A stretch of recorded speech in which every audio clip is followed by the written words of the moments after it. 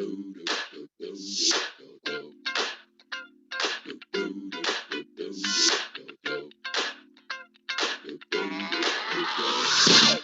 is that ice cold Michelle fight for that white gold. This one for them hood girls, them good girls, straight masterpieces. Styling, wildin', living it up in the city. Got Chuck's on with Saint Laurent. Gotta kiss myself, I'm so pretty. I'm too hot. Call the police and the fireman. I'm too hot. Make a dragon wanna retire, man. I'm too hot. Say my name, you know who I am. I'm too hot. And my band bought that money. Break it down. Girls hit you, hallelujah. Girls hit you, hallelujah. Girls hit you, hallelujah. Cause Uptown Funk don't give it to you. Cause Uptown Funk don't give it to you. Cause Uptown Funk don't give it to you. Saturday night and we in the spot. Don't believe me, just watch.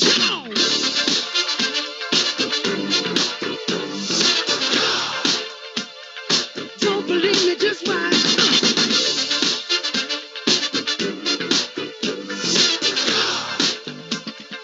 Don't believe me, just watch.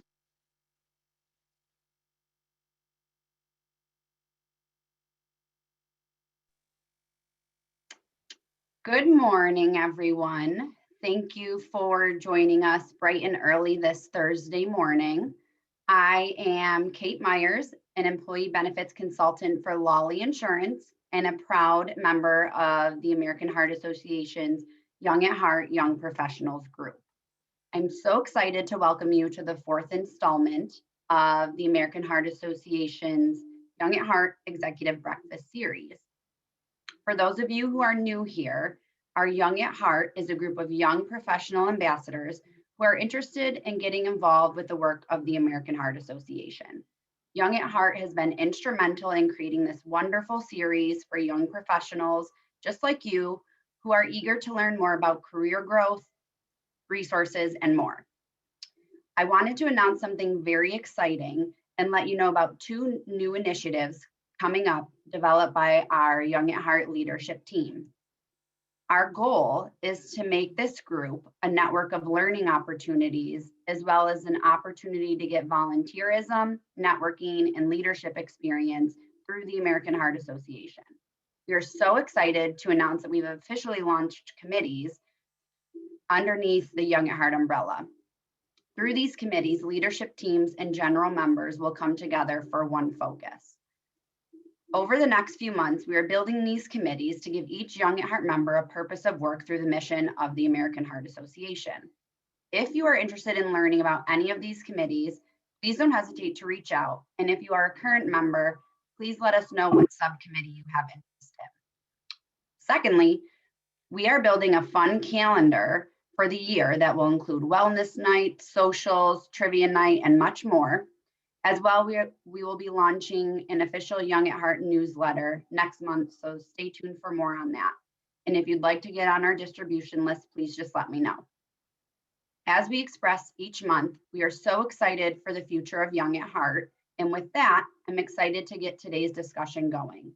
I'm so pleased to introduce today's moderator, Erin Titchener, Learning and Development Specialist for Rich Products and a member of our Young at Heart leadership team.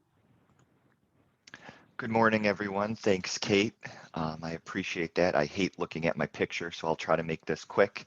We're just going to go over a few of the ground rules today and how it'll work. As we go through, as Patrick is talking, if you have any questions, please feel free to put those in the chat box. We will be monitoring the chat box and we will ask those questions as they come up. If you're really passionate about a question, we will have a couple of minutes at the end where you can ask questions as well. We want this to be as interactive as possible and hear your feedback, hear what you have to say. Given the nature of this topic, there may be some trigger points that are hit. So if there's a sensitive topic that's touched on and you really feel passionate about it, you can put in the chat box confidential and you can ask your question there, or just put confidential and Patrick or someone from Horizon will reach out to you separately afterwards. We know this is a topic that touches a lot of people and we want to be cognizant of that. So let me get into introducing Patrick because I don't think everyone's here to listen to me talk. Patrick is a clinical supervisor for Horizon Health Services. He's an impassioned and dedicated professional with over a decade of experience in individual and group counseling, working with a whole bunch of different populations and diagnoses.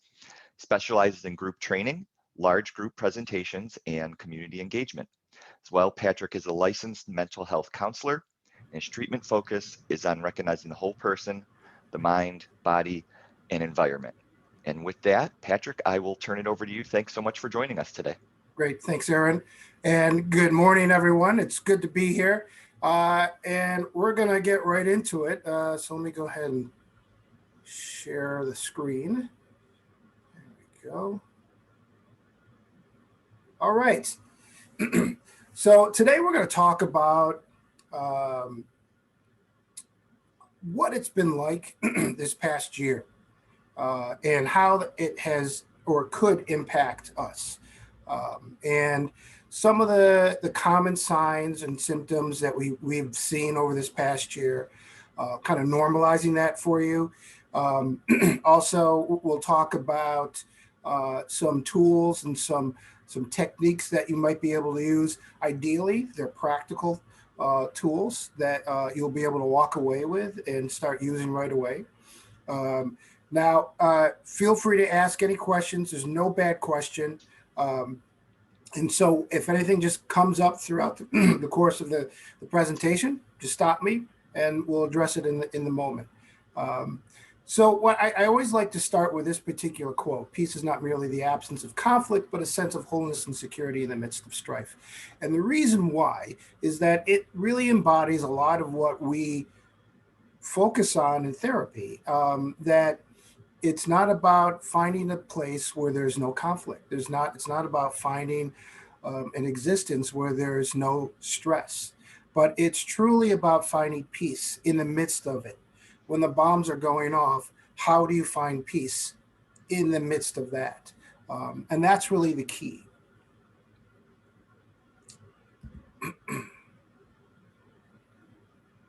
So before we even begin with anything else, what I first want to just kind of validate for you is that if you're finding yourself struggling a little bit more, if things are just a little more intense than you typically would expect, if things just feel like you're skating uphill and you don't know why, you're not alone.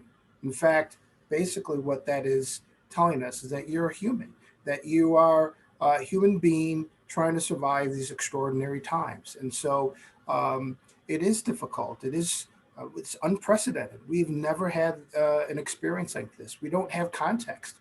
And even though it's been a year with COVID, here's the new thing, right? We've never had a year where we've had to live with this type of global pandemic. So we don't even know what our system is going to be doing after a year's worth of stress. And so there's a lot of things that are happening, a lot of firsts that are going on. So part of this is like giving yourself a break, that if it's really tough, well, congratulations, you're human and you're normal. So let's continue. Today, we're going to talk about what are the signs, some of the common symptoms that we see. How do you talk to someone about this, whether it's someone that you know, someone that you work with, a family member, what you can do to help, and what about yourself? What if you're in distress? So there's 4 major responses that we have seen over the past year: depression symptoms, anxiety, trauma-related stress, and grief and loss. We're going to talk about each one of those. So let's start with depression. So depression is a real thing. It's not your usual up and down. It's not situational, but it's something that is really, it's just overwhelming, overpowering. It literally will rob you of energy. It will rob you of motivation. It will change the way your brain works. It's powerful. And so, it's different than just like this attitude or, just turn that frown upside down, that kind of thing. Depression is an all-encompassing experience. back in 2014, the Huffington Post put out an article requesting readers to send in their own descriptions of what depression is like for them. So instead of giving you like a clinical definition, I thought it'd be really helpful just to give you words of people that have experienced depression. What is it like for them? And it's quite profound. As you can see, it's a thief. It takes everything from you and leaves you to die. Depression is seeing no future and no answer for any of the life problems. It's more painful than any physical pain than I've ever experienced, and no one can see it. Now think about how isolating these types of descriptions are. Depression is going to whisper in your ear and tell you that no one else understands what you're going through. No one else is going through this, and you're all alone in this. That's what depression does. If you're a Harry Potter fan, it's like the Death Eaters. It's literally caught you and sucked all the goodness from you. That's a profound statement. One person just wrote one word: torture. So this is what depression is. So what to look out for? So one of the things I always like to kind of point out, and this is with any of the symptoms, whether it's depression, anxiety, trauma-related stress, grief and loss, or any other type of symptom, is change. What is different now than it was maybe 6 months ago, or maybe even 30 days ago? Is there a significant change? That's a really big thing that we always look out for. We kind of try to assess for, even when we meet new folks, when they come in for therapy, is what's different today. So change in mood, problem sleeping, change in appetite, change in energy levels. If you're not feeling as motivated as you usually do. Now, these are all symptoms or signs that there may be a depressive process occurring. You might feel more pessimistic than normal. Some of us have a healthy dose of sarcasm. I certainly can do that. There's plenty of times where I can get snarky as well. But this is different, right? Where it's like this pervasive pessimism that is just kind of settling in. Flat affect. So what we mean by flat affect, it's where you just have like a monotone, no emotions. If you've, I know I'm talking to young professionals, so I don't know if you'll get this particular reference, but I'm going to go, I'm going to try it anyways. If anyone's ever seen the cartoon Winnie the Pooh, so there's a character, Eeyore, and that's kind of like what we talk about with flat affect. So if you're not sure what I'm talking about, I encourage you to look it up. There's your homework. Or if you find yourself moving in slow motion or making mistakes that are uncharacteristic for you, these might be signs that you're experiencing depression or moving into a depressive process. Now, here's a caveat that I would put out there. Just because these things are happening doesn't mean you're depressed. It doesn't mean that you are experiencing clinical depression. These are signs, these are indicators. And so it could mean that something else is going on, or you might be affected in some way. So, it's something to pay attention to and address. What we have found is holding stuff in, internalizing things, tends to make it stronger. It's like the opposite world when it comes to the human condition. Holding things, pushing them down doesn't make it go away. It only gives it more energy. And so this is very true for depression, anxiety, any type of strong emotion. Even though there may be parts of you that don't want to address it, I would encourage you to take a look at whatever is happening, because that's usually the path that leads to some type of relief. So any questions on that? We don't have any yet, Patrick. No, you are good to continue. All right, good to go. All right, so let's move on to anxiety. So again, anxiety is not something that's all in your head. It's not about attitude. It's not about changing your frame of mind. Anxiety is actually quite a physical process that happens. It's not just a mental thing that you would experience. It's pretty all-encompassing and pervasive, very much like depression. Some of the major signs or symptoms of anxiety: increased muscle soreness. So again, that physical part of the process. Um, there's lots of worry, excessive worry. So when we say excessive worry, it's um, it's this type of worry where it's almost like taking on a mind of its own, where it's just this machine that just it's going and it's going and it's going. That's what we mean by excessive worry. We all worry. I mean, that's part of the human condition. So uh, it's about the next level when it becomes something that is interfering with your functioning. That's another way to really take a look at these things. How much of it is impacting your day? Um, and if it's really impacting your day, it might be worth exploring. Fatigue. Yes. Patrick, there is one question, and I think it goes along with what we're talking about right now. Mhm. As young professionals, I think we're in the group that we're least likely to ask for help.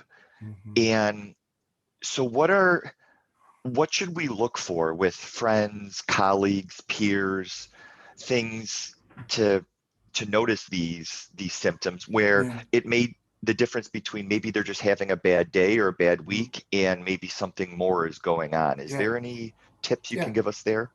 Sure. Yeah. Great question. So it really goes back to change.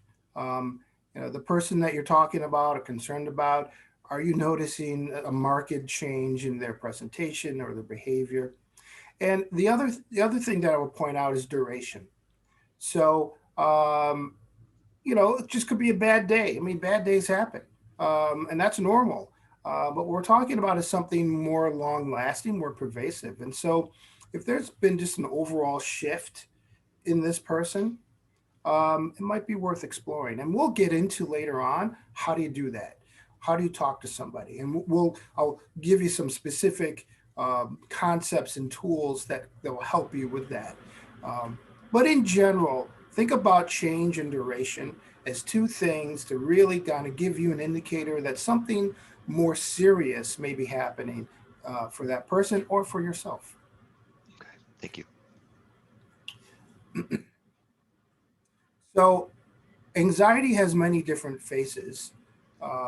Initially, this person clearly is in distress, right? I think I've looked like that probably like in college when I realized I'm missing a test or something like that. Or certainly, you realize there's a report or you forgot about a meeting. So, that's anxiety, and so that is very overt and clear. But anxiety can present many different ways. This can be anxiety where it's all internalized, and you just see someone that's looking neutral or sad, or a complete shutdown where your system has overwhelmed to the point where it's like, we're done. Nope. I mean, literally, it will say nope, and that will be it. That's part of anxiety. Um, or this, right? We might think that this person is kind of a loner or just hanging out by themselves. They could be experiencing profound anxiety. Anxiety, just like depression, is isolating, and it really will. You will feel separate. You will feel different, and that's a pretty internalized process. Like we typically won't walk into a room and announce to everybody, "Hey, everybody, I'm feeling very self-conscious today and a little different than everybody else." Right? We don't do that. We internalize that, and that's anxiety. Anxiety will kind of take that process and amplify it, amp it up. Or this, where you feel like the whole world is just negatively judging you everywhere you go. It's a horrible feeling. Another kind of shutdown, right? They could be tired, they could be sad, or they could be experiencing profound anxiety. And then there's a lot of physical, connections. Like there's a whole brain gut connection that's pretty intense. In fact, if you think about some of the phrases we use in society, in our language, It really depicts this physical connection. Gut wrenching, right? When I say gut wrenching, what does that usually mean to you, right? It's talking about the anxiety and that the physical connection. Or if you've heard the phrase butterflies in my stomach, right? What do we mean by that? That's anxiousness. And that has to do with the physical connection between the brain and the gut. Patrick, when you mentioned physical, a couple of questions came in. Other physical signs, something like maybe nail biting or fidgeting, someone, All you of that. know, with their fidgety leg. Is that also Yep. characteristics? Fidgeting. So when we fidget, so think about what ends up happening is like our systems will naturally try to do things to soothe. And so fidgeting, nail biting, or any type of like repeated gestures, like if I had hair and I would just do this all the time, right? That's my system unconsciously trying to soothe some internal distress. And so we'll do that stuff. You'll notice it's an interesting experiment just to kind of pay attention to some of your automatic habits and just realize that's your body trying to soothe itself. Now, when that becomes more and more pronounced, then it might mean there's an anxiety process occurring. Muscle soreness, tension, physical tension in the shoulders, the neck, stomach aches, having to go to the bathroom more often. All these things are indicators that there may be some anxiety happening or a little more pronounced. Problems with not sleeping enough or waking up frequently. Appetite could be impacted. And what I would say is there's not one physical manifestation. Sure. So how your body reacts is going to be different than the next person. It's just knowing what do you know to be kind of normal or your baseline, and how different is it from today. And I'll jump in with another question. There's a lot of Yeah. good questions coming in. Yeah. Can you have anxiety without depression? Aha! Are they separate or? Yeah, interesting. So someone's reading my mind. Look at that. Oh, So depression and anxiety can happen concurrently, and they can happen separate. Both are true. So there is an overlap, and so you can have both anxiety and depression, and you can only have depression or only have anxiety. So it's really all of the above. And what we kind of look at is like each person is unique. So how your system responds to the moment is going to be slightly different than everybody else's. And that's okay. That's normal. And so it's really just paying attention to how different is it for me to what I know to be true on a normal day for myself. And if you're only experiencing depression, that might just be true for you. But you could be experiencing both depression and anxiety. And that's also something that could happen. have you seen these? And I won't ask for statistics, of course, but since the pandemic started, I'm assuming you've seen these numbers and cases rise quite dramatically because of just the overall change in the world. Correct? Yeah. So the symptoms that I picked for today are probably some of the more common ones that we've seen increase since this past year. That depression, anxiety, trauma-related stress, grief and loss have all just kind of spiked. And I don't think we have the numbers yet. It's probably going to take a couple of years for all that data to be compiled and processed. But I wouldn't be surprised, just anecdotally, what I know, that you'll hear a substantial increase in all of these sets of symptoms that have occurred over the past year. So let's talk a little bit about trauma. I like this particular definition because it really kind of captures everything that's happening right now. Trauma is what happens to a person when there is either too much too soon, too much for too long, or not enough for too long. And if you think about it, all three of these descriptions are happening to a certain degree. They may be happening differently for you, but they could be happening.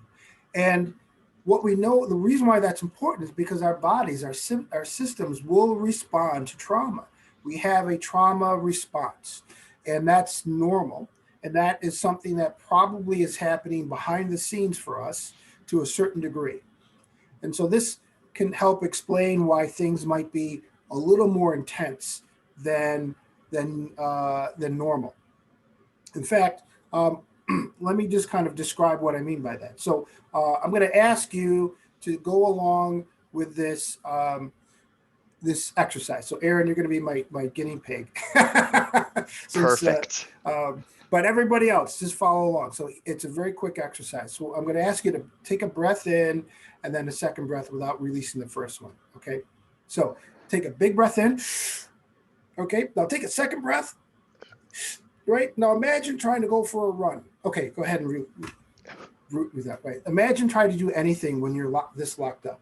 Right. Now, you know your job and you know how to do your job well.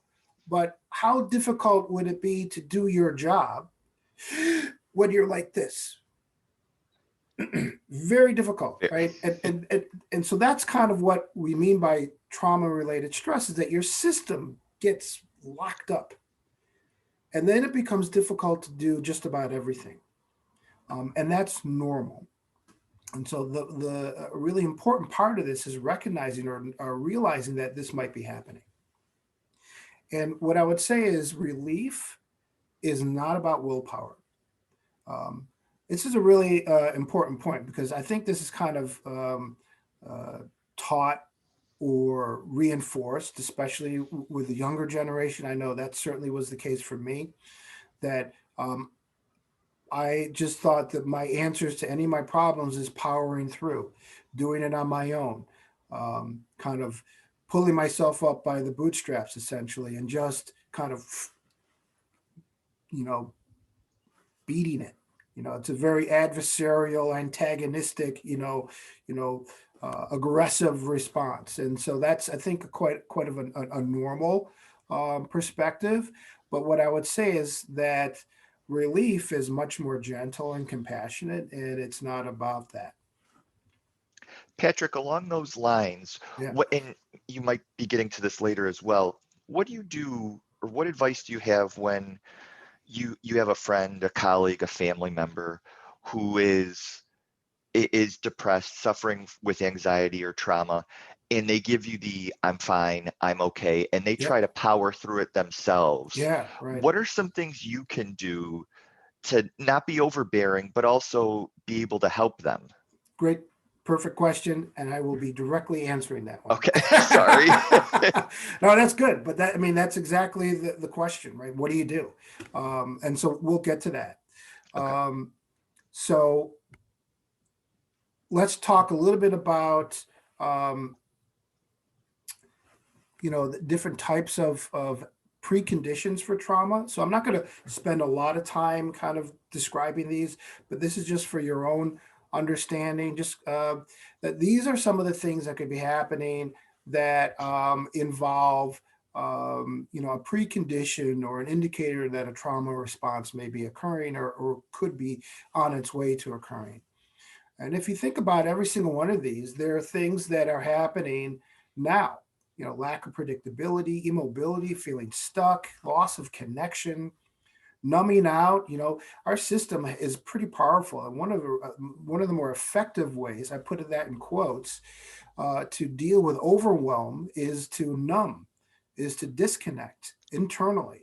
That numbing out or spacing out, or what we call dissociation, is a way that our system uses to deal with something, to reconcile with something that currently is irreconcilable. Loss of a sense of time, very different for trauma. Our orientation is very different. Of course, loss of safety, loss of purpose, all these things could be happening right now. And all these things, one or multiple things, could be leading to like a trauma response. Here's another way of looking at how our bodies respond to trauma. So trauma is often, like, especially traumatic memories, is often felt, experienced, as opposed to recalled, like autobiographical memories. Like if I think about going to the store, I can look at a beginning, a middle, and end of going to the store. Um, Trauma memory happens in fragments or pieces, and they pop up, and um, they're out of order, and it's really disorienting. Um, and so that's something that could be happening. All these symptoms here are related to trauma stress. So what can you do about that? So we're going to start talking now a little bit more about what you can do. Living with intention becomes so important. Um, Things that we typically take for granted or we just did automatically, we don't have that ability anymore. Like, for example, going to work. Many of you are working from home or working remotely more often. You know, when we were working at the office, there was a natural separation. When the day was done, you got out of the office, you hopped in your car, and you drove home. That physical change was also a physical separation. It kind of indicated to your body and to your mind that one part of your day is done, the next part is beginning. Whereas now that's not happening. Where our office is our living room, our office is, in our home. And so there's no separation, there's no change. And one day it becomes one long day. And that is normal for what's happening now, but it requires then intentionally creating separation in order to help yourself. So that's what I mean by intention. You want to really do things on purpose. So if there's one thing that I would kind of highlight is start noticing and intentionally make changes. It can be something as basic as I am scheduling a time and a process to make coffee, right? We all know that coffee is a vital part of the human existence, so that's just a given. So how do you make time for that, right? Maybe that becomes a really important ritual that helps you establish some connection and stability and structure, right? Maybe part of your structure is every morning you walk outside for 30 seconds. Just because it's part of your day, it's part of your structure, it's part of that change.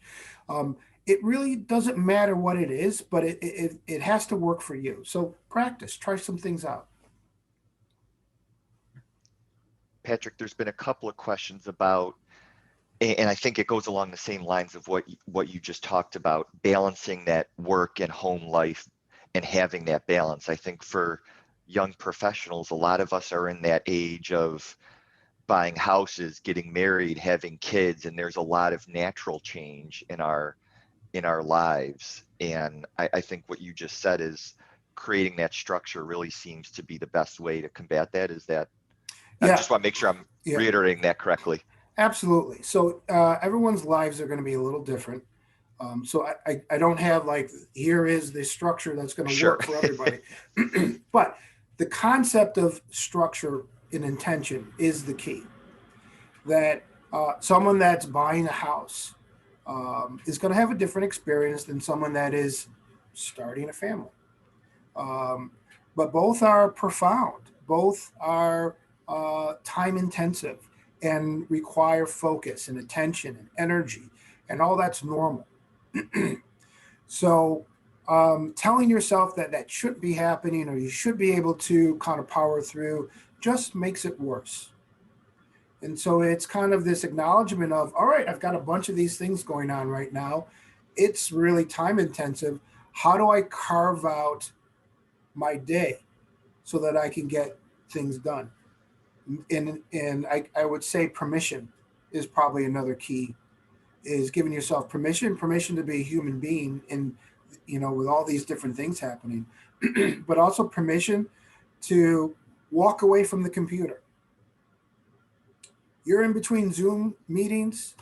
Instead of trying to catch the next email, walk away, right? Get up, walk away, do a circle in your living room, and then come back.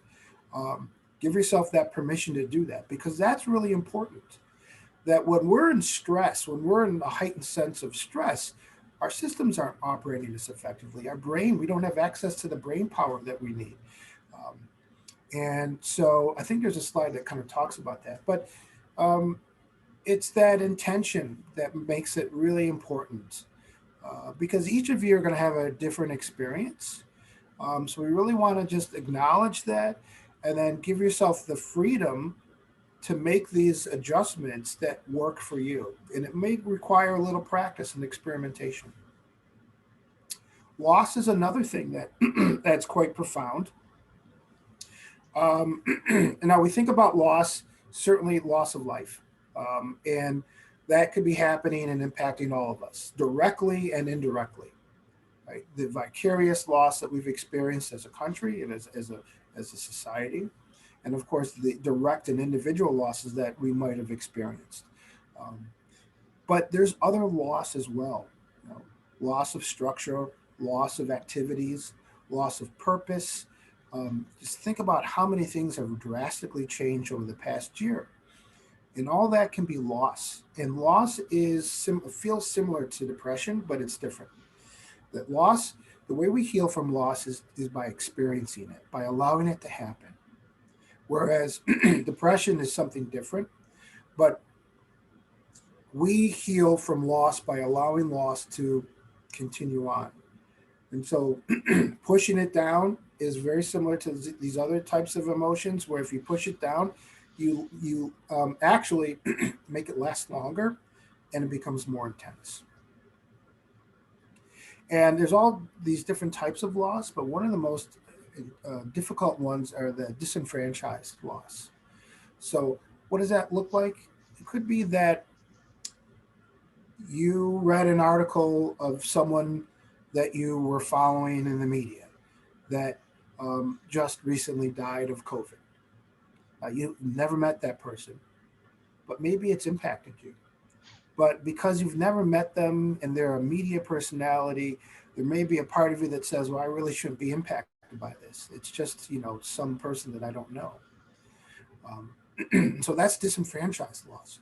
That's loss where you don't feel the right and justification to feel the pain. Loss of a hobby. It's a hobby. What's the big deal? Well, it is a big deal. So giving yourself permission to feel whatever you're feeling is important. We're going to respond to these things differently. And how you respond to them is right and normal, and you have every right to feel that. So another way of describing the different types of losses.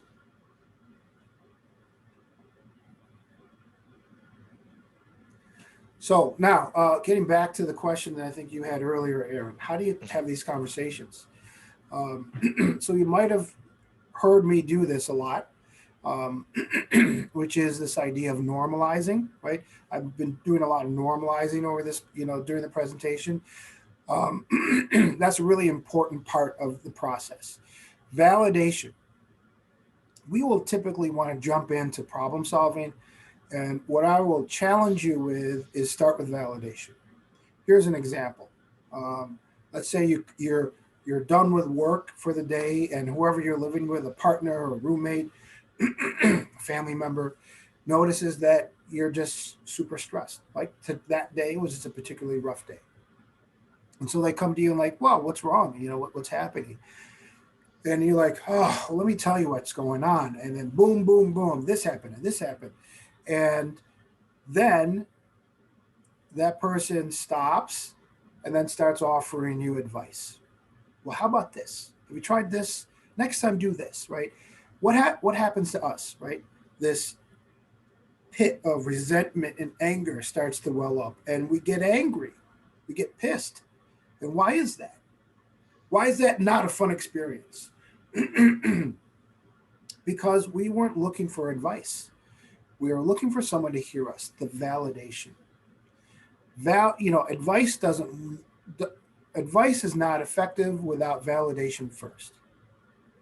If all else fails, if you don't know what to do or what to say, start with validation.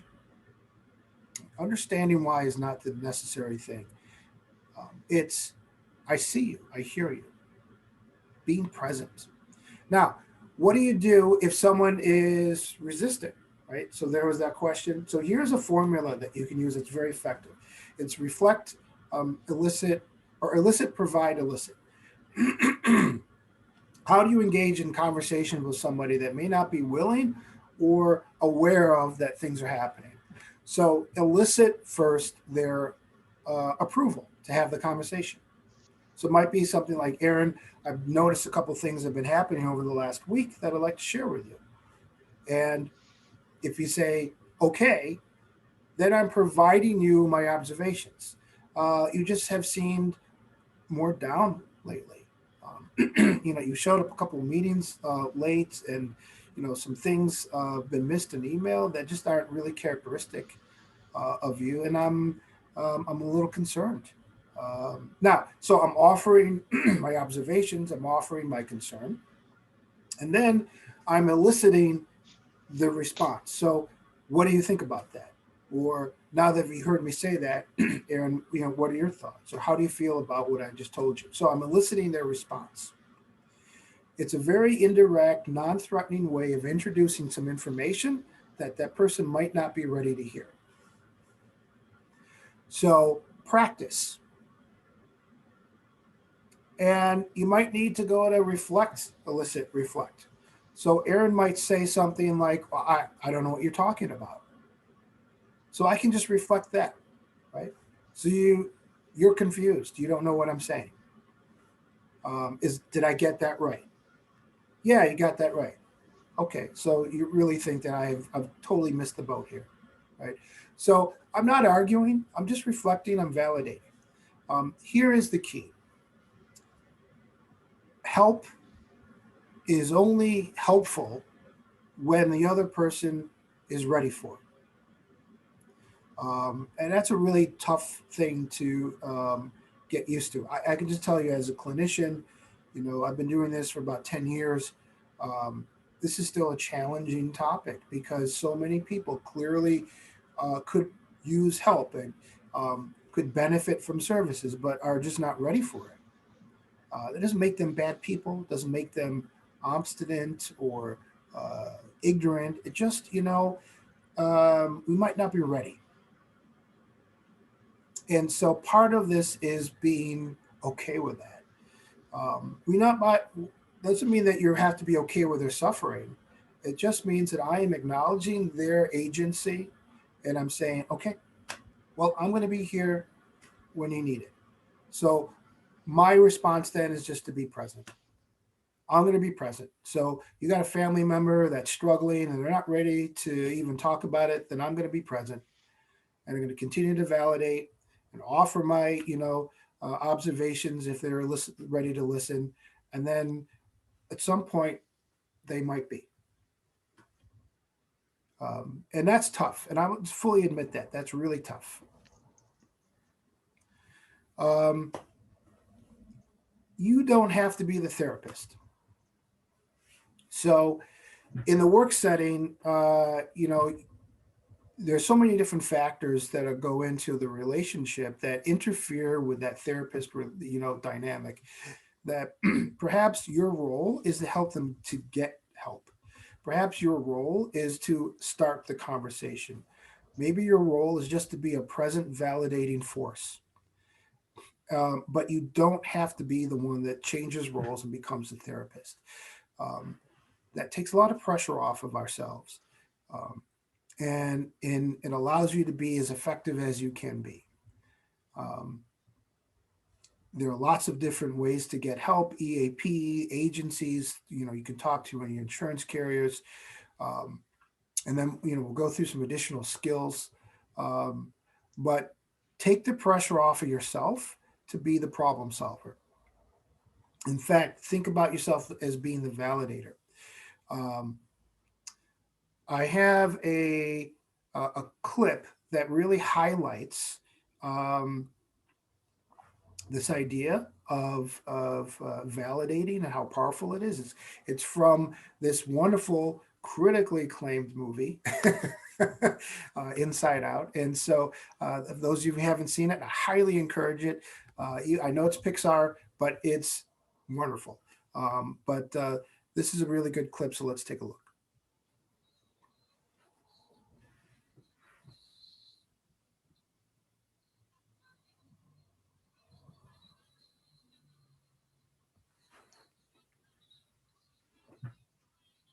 Patrick, I don't know. I'm having trouble hearing it. I'm not sure if I'm the only one.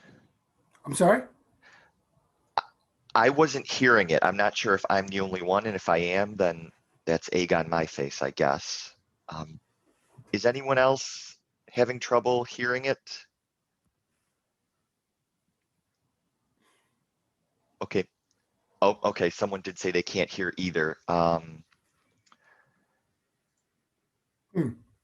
Is it Well, possible to share your sound? So on the toolbar at the top, the three dots, if you click that, there should be a share sound button. share sound. Okay. The joys of modern technology. There we go. Hall of Fame! My rocket! Wait, Riley and I were still using that rocket. It still has some song power left. Who's your friend who likes to play?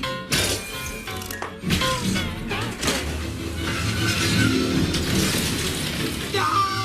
No, you can't take my rocket to the top. Riley and I are going to the moon.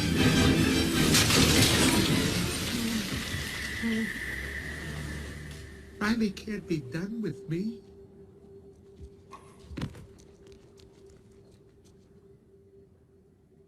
Hey, it's gonna be okay. We can fix this. We just need to get back to headquarters. Which way to the train station? I had a whole trip planned for us.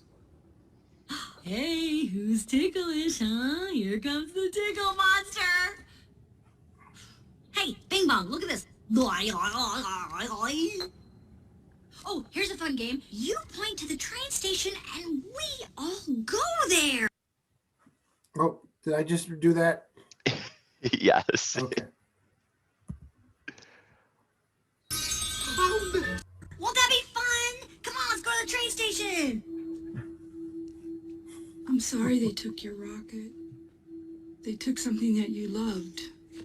It's gone. Forever. Sadness. Don't make him feel worse. Sorry. It's all I had left of Riley. I bet you and Riley had great adventures. Oh, they were wonderful. Once we flew back in time, we had breakfast twice that day. Sadness. It sounds amazing. I bet Riley liked it. Oh, she did. We were best friends. Yeah, it's sad.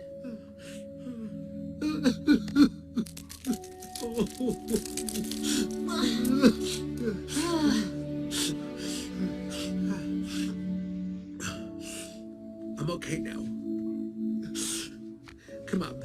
The train station is this way.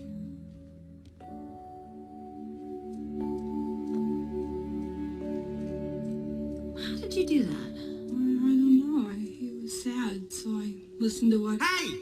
There's the train! All right.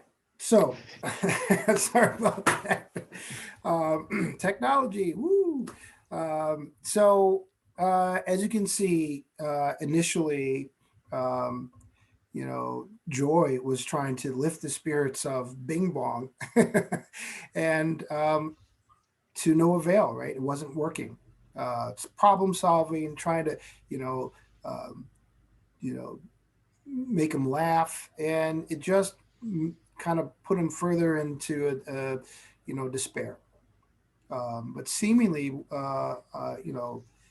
this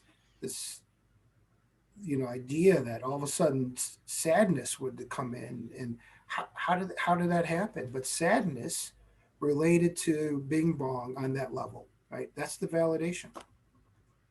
That's where we need to connect with our person, with our friend, with our partner on that level, right? That human connection there allows the person to then take another step forward. When we feel heard, we then feel ready or able to take a step forward towards relief. It is so difficult to focus on feeling better when we don't feel like we've been heard, when we don't feel like we've been noticed or acknowledged. It's a horrible feeling. So start with validation. It's such a powerful thing. It seems like a very small thing, but it's everything. Um, if you walk away with nothing else today, that would be the message that I would ask you to walk away with. Because as you do for others, you do for yourself. Love and kindness is like perfume. When you sprinkle it on other people, you can't help but get some back on yourself. And imagine if we all went around the world trying to validate each other. Like, how different would things be? It can be that powerful. So, Patrick, just a time check for you. Amazingly, it is already 8:50, so I just wanted to give you that heads up. Thank you so much. Yep. If we have questions, just continue to put them in the chat, please. Okay. Wow. Yeah, your questions have been great. So I'm going to just kind of go through a couple of quick things about suicide, and then I want to get to a couple other slides about skills. So suicide is a natural part of depression. It doesn't mean it's always there, but it can be there. So a way to kind of check for that is this particular acronym here, FACTS: feelings, actions, changes, threats, and situations. And these are things to pay attention to if there may be an indication that someone is thinking about harming themselves. Because it can happen. Depression, it's a component of depression. And traumatic stress and grief and loss, and also anxiety. Feelings, change. So again, we go back to change. Actions, right? Substance use, fights, talking of death, recklessness, changes in personality or behavior.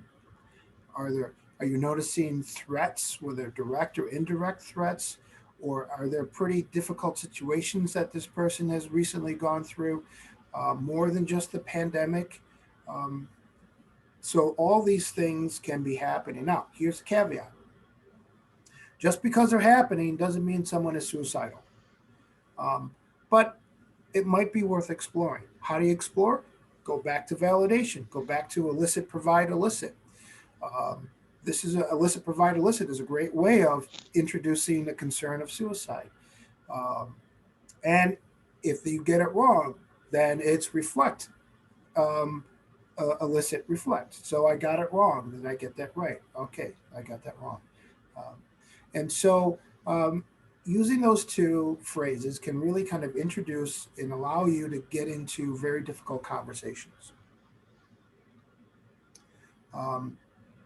Listen without judging, take it seriously, stay calm, and be direct, right? So this is the other thing that I learned through my years in counseling, is being direct about suicide is very effective and also quite validating.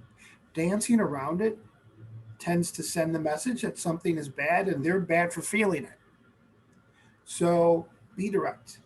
You will not make them more suicidal if you're direct. Being direct kind of opens the door for the conversation.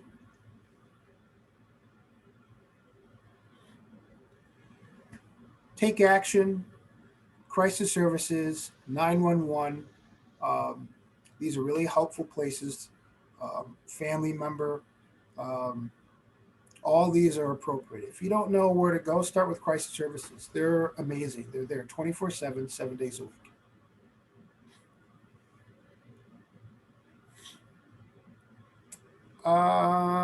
So let's move on to, I want to briefly talk about this.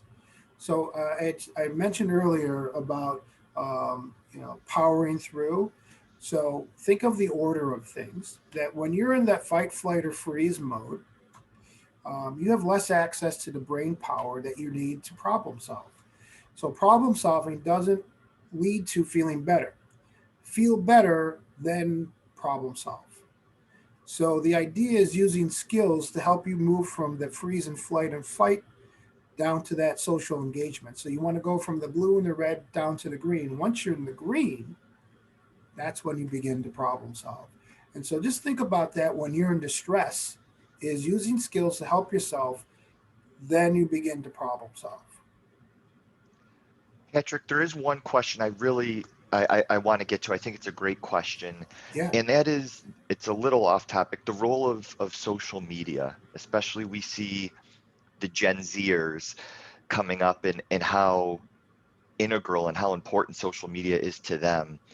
And just wanted to get your thoughts on the role social media plays with mental health. And do you see this getting worse in the next couple of years, maybe getting better? What are your thoughts on that? Because I think social media is such a powerful tool in today's society. It's profound.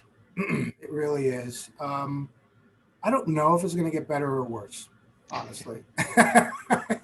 I put you on the spot. I'm sorry. Yeah, but it's okay. I mean, it's a good question. It's a relevant question. It's really impactful if you allow it to be impactful. So, we'll have varying degrees of involvement in social media. So what I would say is notice how it's affecting you. It can be profound. If you're on it all the time, guess what's being reinforced? Right? If what is coming into your brain is snarkiness and sarcasm and judgment and outrage, then how does your world then become? Right? So it's how much are you orienting towards that information? How much of your world consists of that? And so paying attention to that really is important, and noticing how it's impacting you, because it can be profound. There's a degree of separation with social media. So we feel like we have license to be meaner, just to put it bluntly. And, we'll say something online that we will never say to someone to their face. And that happens all the time. And I don't know if we fully have figured out the way to be kind to ourselves or to each other online yet. Well, I think we're getting there, but it's a process. So if you are immersing yourself into that type of vitriol and negativity and, meanness, then recognize that is going to have an impact on you. And then it's about living with intention. Maybe it involves unplugging. Maybe it involves turning your mind to other things, because that's really important. You want to feed your brain. You want to immerse your environment in things that are helpful and positive and filled with kindness and compassion. It may not be all the time. So I'm not saying you want to just live on top of a mountain in a spirit of bliss. That's not realistic. But find balance, right? Mindfulness is a really effective way of finding balance. We could spend hours talking about mindfulness. So what I would encourage you to do is research. There is tons of information online about mindfulness. It is a way of being. And it's one of the most effective things that I've seen in counseling that helps everyone. And there really isn't very much out there that does that. So mindfulness is really powerful. It is proven and effective and can be transformative for yourself. Thank you. We do just have a minute left. I want to give you a chance to kind of wrap up. I know I'm really cutting you short here, and I apologize. Oh, that's okay.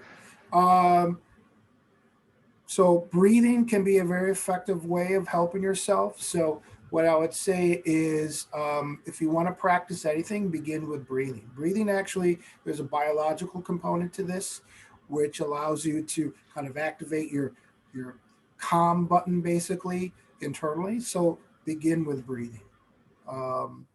And what I would say is, finally, if there's one thing that you want to add to your day that does all these things, I'm not going to read them, but does all these things, is this: exercise.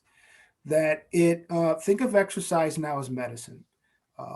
It is the one thing that you can do right now that can fundamentally change how you're feeling physically and externally. But overall, what I would say is this is just the beginning, right? It's just a beginning conversation. We can certainly take anything offline, but explore for yourself and be kind to yourself. You're a human being in this unprecedented time, and how you're responding is a natural way of how humans respond during enormous stress. And that's okay. But there is a path here that leads to peace and happiness. So thank you so much for today. I really appreciate it. Thank you for your questions. This has been really nice. Thank you. Patrick, thank you very much. I think now everyone on this call should go out and run 5 miles to get that exercise. I had to throw one bad joke in there. Quickly before we end, I'm going to ask Michelle to put her email in the chat.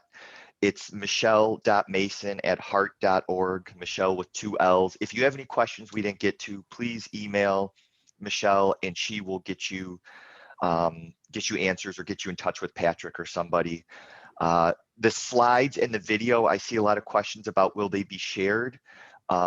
We'll work with Patrick and try to get you guys as much as we can. I don't want to put him on the spot right now. Thank you everyone for joining us. Really appreciate it. Patrick, Christina, everyone from Horizon, thank you very much. And if you're interested in any more information for the Young at Heart group, please email Michelle, and we're always welcoming new members. So thank you everyone, and have a great Thursday.